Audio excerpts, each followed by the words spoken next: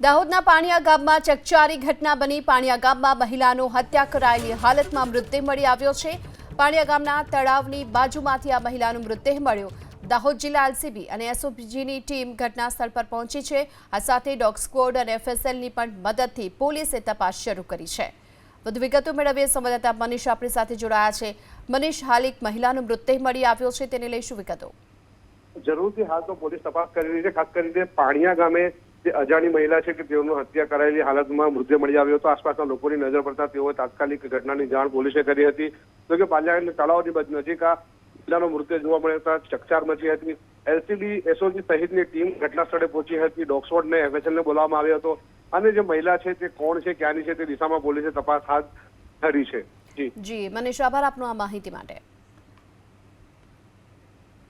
દાહોદના પાણીયા ગામમાં ચકચારી ઘટના બની। પાણીયા ગામમાં મહિલાનો હત્યા કરાયેલી હાલતમાં મૃતદેહ મળી આવ્યો છે।